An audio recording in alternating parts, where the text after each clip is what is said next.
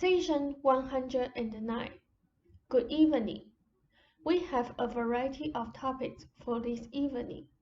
A small note here, mentioning a fact of which Ruber is surely now aware. The momentary difficulty in the short story that he did not finish was simply caused by a very temporary relapse because of pressure.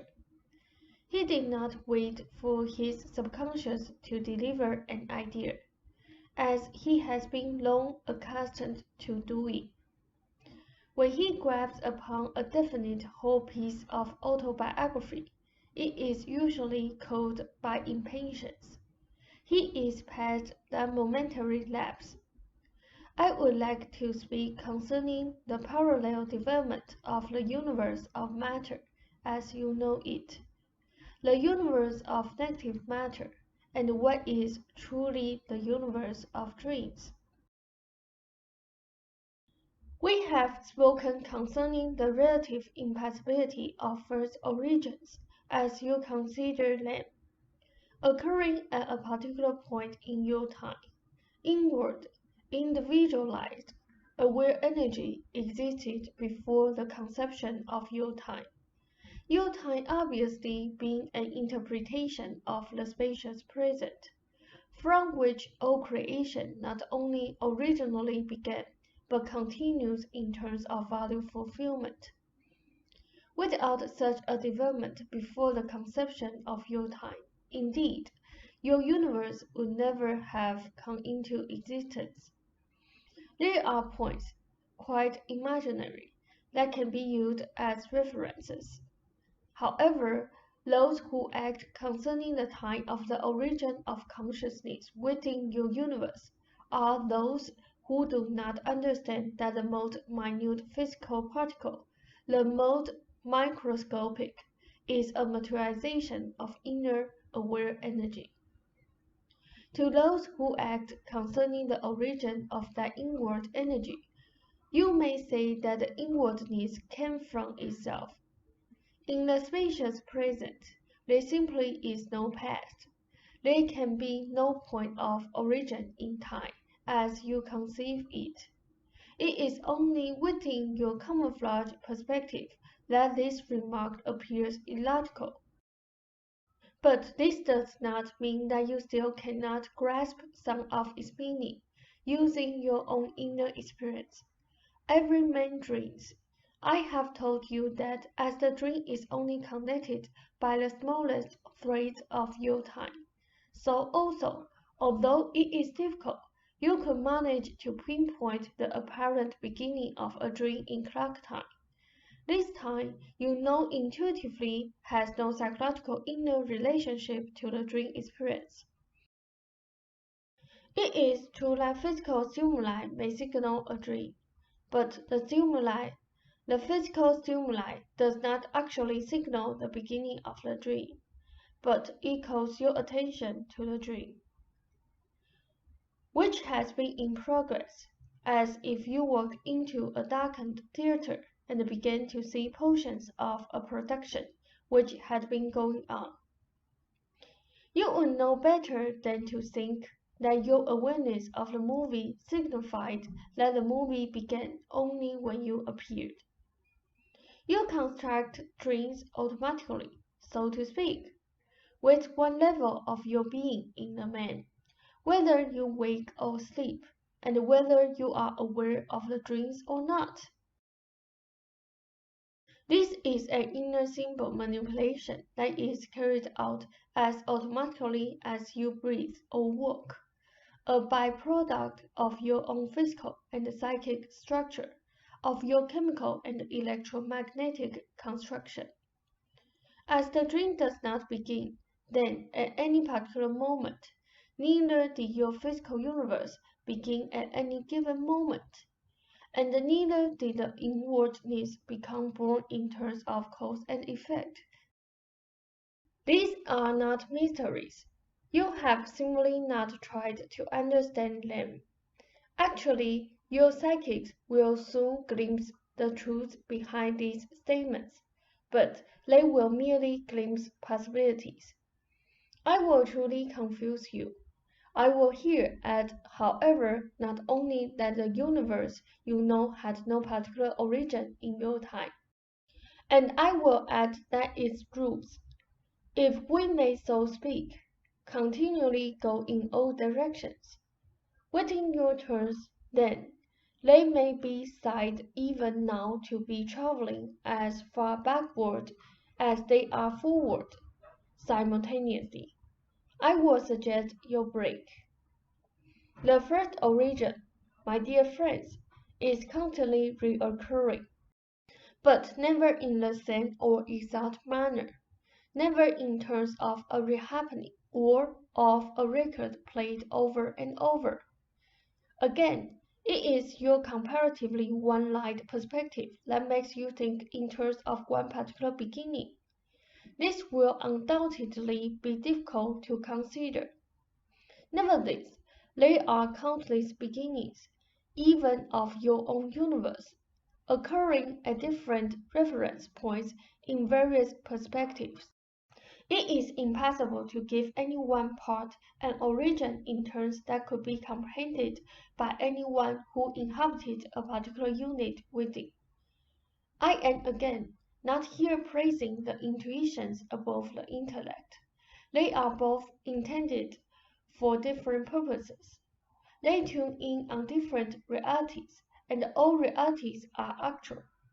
Nevertheless, our last session, with its simplified explanation of development in terms that you can understand, should lead you to realize that because of the parallel development of the dream universe with the physical universe, the study of the dream universe will help you comprehend the basic inwardness behind the physical world that you inhabit.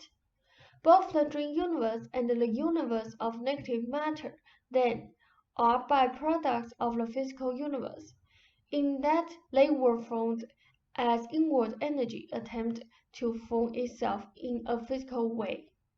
The physical materialization was so constructed that it resulted in further regeneration of inward energy itself.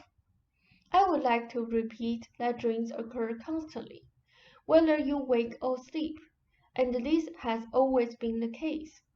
The dream universe has also affected your own physical universe, as the physical universe has strongly affected it. Concepts, ideas, realized in dreams have then been constructed physically. Physical constructions and inventions, purely in terms of a new intellectual comprehension of physical matter, have also transformed the nature of the dream universe and enriched it, adding to the symbolistic freedoms possible there. Earlier I mentioned fire, which was intellectually grasped by man and therefore materialized in the world of matter. Previously, the dream world symbolically used fire only in terms of its power to transform matter. Man was not able to see fire earlier in terms of beneficial warmth or comfort. He could not, for example, in his dream universe, then manipulate fire, except in terms of what he considered destruction. With his intellectual appreciation of the benefits of fire that followed his physical mastery of it, then his dream universe became enriched with a new freedom. This is but one simple example. While development of the two universes overall is parallel, no exact evenness in all respects is achieved. That is, a concept may be brilliantly alive in the dream universe, but unexpressed physically, or for one reason or another, an intellectual comprehension in the physical universe may not find expression in the dream universe, but overall there is parallel development. I will let you break. The relationship between these two universes is truly astounding, and such interchanges have great transforming effects.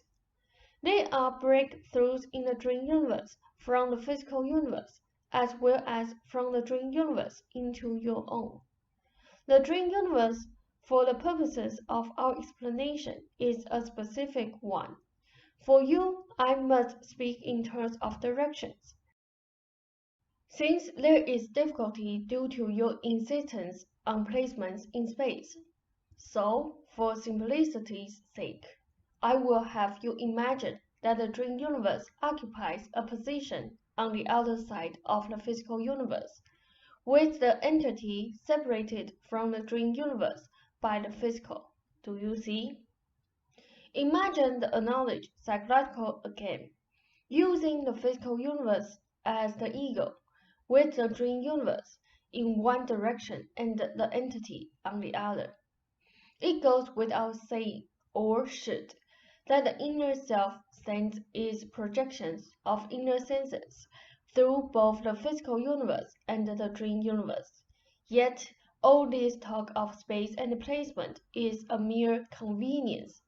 Yet, in terms of physical construction, this is what you would find, and this, if it were understood, is what is seen in the actual construction of the most minute physical particle under observation in your laboratories.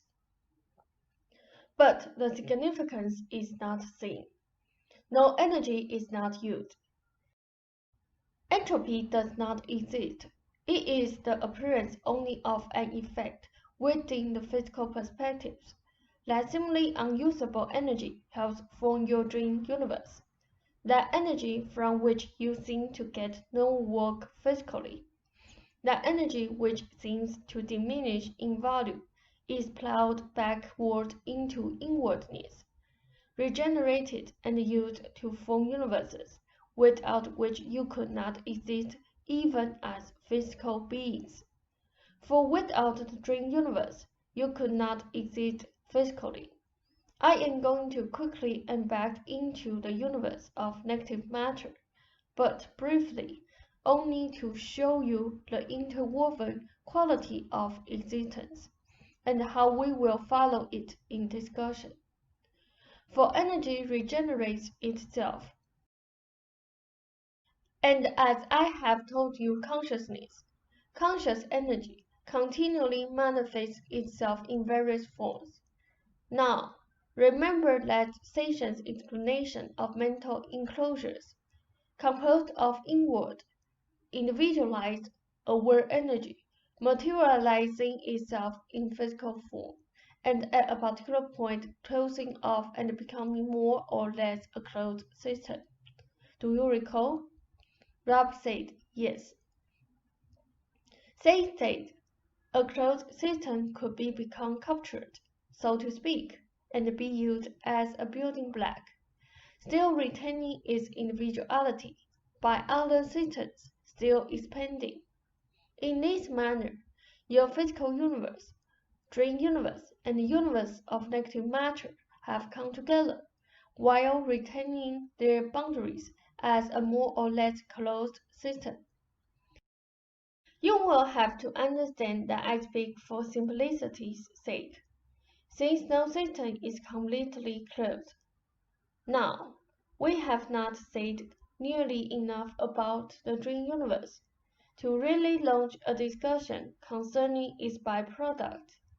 Nowadays, I shall tell you that its byproduct is the world of negative matter.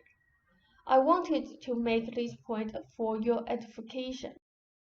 You will know where this material is going, but there is much to be explained before you can grasp the interconnections. Now, you may take a break, or I will continue briefly, or you may at your pleasure end the session. I am that good-natured. Ralph said, all right, I guess we'll take a break. They said, for practical reasons for our discussion, we will speak of these universes forming a closed system. Energy seemingly lost or dissipated or unusable in the physical universe does indeed leave it, but it transfers itself, seeps into the dream universe, and there it helps to ensure the existence of the physical universe itself. Since the existence of each of these fields or universes is dependent upon the existence of the others, in most actual ways, the energy is then transformed in the dream universe, and again regenerated and used in the formation of the universe of negative matter, into which it seeps from the dream universe. All discussions will have to thoroughly discuss the nature of the dream universe before we can hope to consider the universe of negative matter, but it will not hurt if you keep the above-mentioned facts in mind. All the universes, while seemingly close, have their origins one within the other. I mentioned sessions ago the connection between negative matter and positive matter, concerning the positions of energy into atoms in your universe. I also told you that you existed as though out of the physical universe, as you existed in it. But I did not say that you existed identically. In some manners, you do exist identically in the world of negative matter, but in most manners you do not. Psychologically, dear friends, you do not. I will at one time discuss a fascinating facet, though important not shattering, concerning identical twins, in which step-ups have occurred in this time. Psychologically, there is no identity, although some aspects are shared. I am speaking here of identity between yourself and the existence of a parallel self in the world of negative matter. That parallel self would not be recognized by you as psychologically identical, and is indeed quite independent and a byproduct. But since all beings can be said to be byproducts in one respect, this does not imply any lack of equality. We have gone quite far enough this evening, and I will surely close. One note. Robert should remain for a short period only, still on a short schedule for psychological time, and in no case has there been a distortion in our predictions concerning Robert's cells. Not distortions as such. There has been somewhat a lack of correlation, and as you supposed, Joseph, sometimes in interpretation. Robert's own experiments with predictions will accelerate his ability to let longer segments. Concerning any one particular prediction, in our sessions to come through, you have received some quite legitimate bits and pieces, but the data have not been correctly correlated in your terms, so that you do not know how to put them together. But with practice, they will be better, and if you will excuse the pun, more predictable results. I will now close, though again I myself am in a frisky, companionable mood. And if you ever get your recorder serviced, we can use it now and then, only on such instances. When the regular session is concluded and your hands are tired, we can chat. More hearted congratulations with your own progress, Joseph. And now, good night, most fun chums. Rosette good night says.